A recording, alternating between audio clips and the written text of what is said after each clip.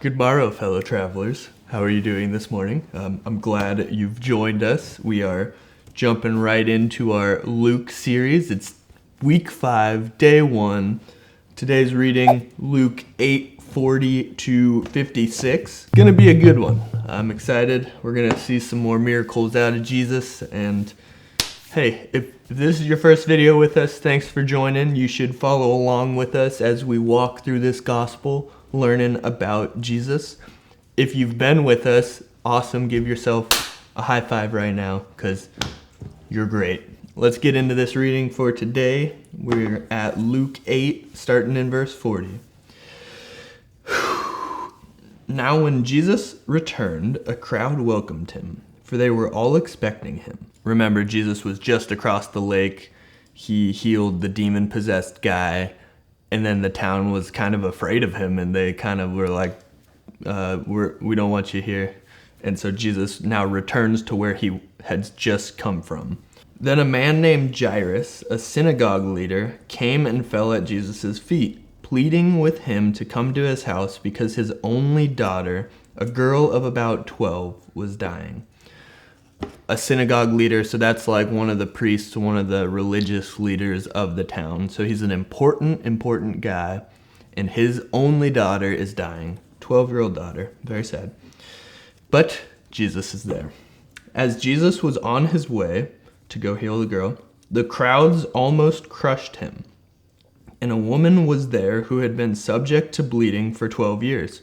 Interesting. The daughter's 12 years old. This woman has been subject to bleeding, so she has a disease that's caused her a ton of pain, and it's also for 12 years. But no one could heal her. No one could heal this woman's disease for 12 years. She came up behind him and touched the edge of his cloak, and immediately her bleeding stopped.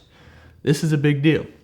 In her day and age, a disease like that, people would literally outcast her. So this would be a terrible disease. It's causing her pain, and it's really, I think the hardest thing probably, it's causing people to literally not want to touch her or be around her. And so she came up behind him, touched the edge of his cloak, and immediately she was healed. Something important to note here is this woman's idea of Jesus and healing is just that Jesus is a very powerful guy, and he just has power pouring out of him. So as long as I can touch even his clothing, I'll be healed.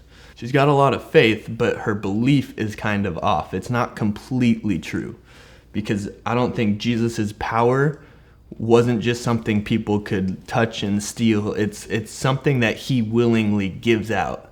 And so Jesus is now going to have a conversation with her that reveals that her faith was right, but the thing she had faith in wasn't completely right, but he's going to fix that. "Who touched me?" Jesus asked. When they all denied it, Peter said, "Master, the people are crowding and pressing against you." So remember, there's a huge crowd around him, and Jesus is on his way to heal the daughter of a very important man, and this crowd's pressing in, and this woman comes up and touches him and gets healed, and Jesus knows instantly. He knows. And he asks the question, "Who touched me?" And Peter, his disciple's like, "There are literally people on every side of you. People are touching you every second. Like, what are you talking about?" But Jesus said, "Someone touched me. I know that power has gone out from me."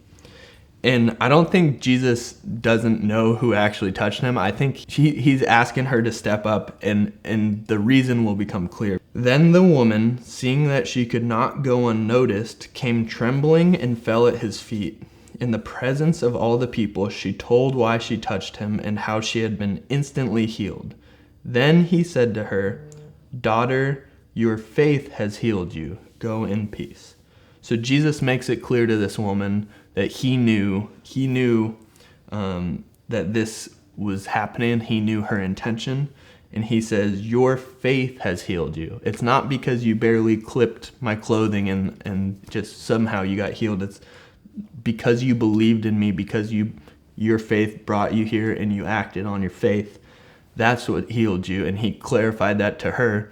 And now when she leaves here, think about how she would have left maybe even feeling guilty, like I almost stole this healing.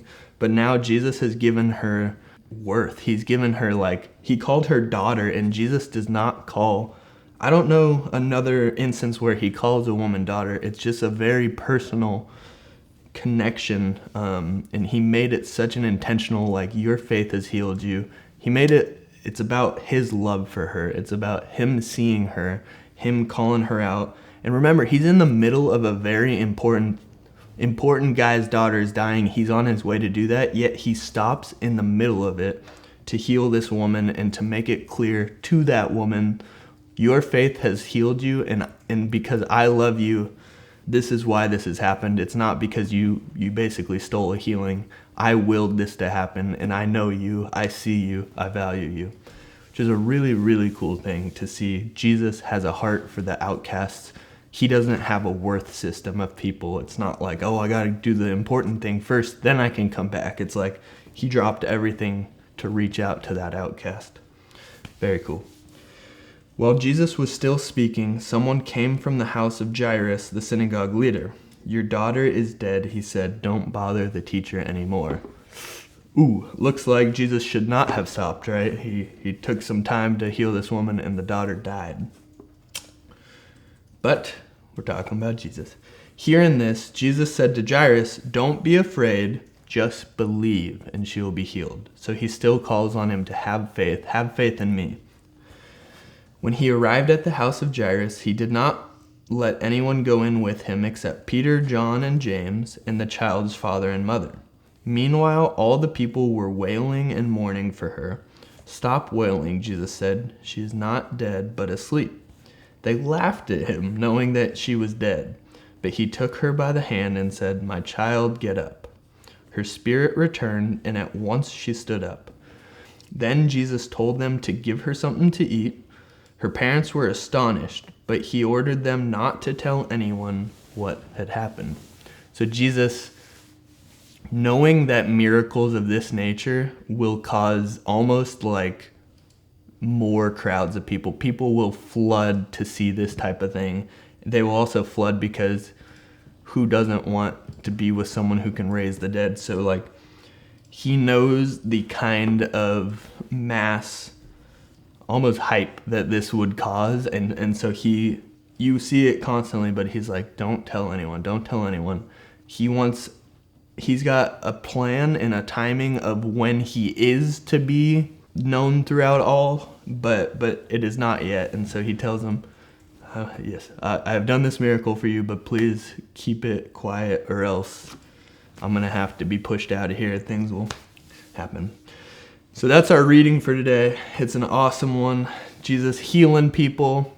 I think one of my favorite parts of this reading is Jesus stopping what he's doing, especially the fact that he's doing something for an important person, yet he stops it all to focus on this outcast, this woman who is literally probably on the lows of society, spent all her money trying to heal herself, couldn't get healed, and she comes and touches Jesus and is healed.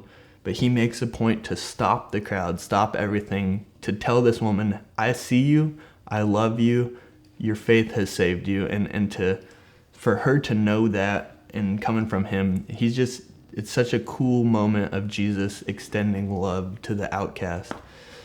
Which makes me think, personally, a great reflection question is there someone in your life who would be considered an outcast and someone really who needs to be loved, someone who is not the most important, not the most popular in the world's opinion? But is there a person like that in your life that you can love this week or even today? Is there someone you can step into showing God's love to? And with that, I think a great prayer point for you to be praying today is, God, would you give me eyes to see people the way you see people, and a heart to love them the way you love them? Because that's what we all really are striving to in the Christian life, is to see other people the way Jesus does, which is valuable children of God, and to be able to love them for nothing that they've done for us, but purely because that's the way God sees them. So that's your daily devotional for today. Please be praying that and thinking through how you can actually bring to life these things you're reading in your own life? How can you put this into practice? That's the whole goal of this. Take it from the head, through the heart to others. So that's your goal. Be sure to check in with us for the rest of the week as we continue through this thing. Thanks. Have a good day.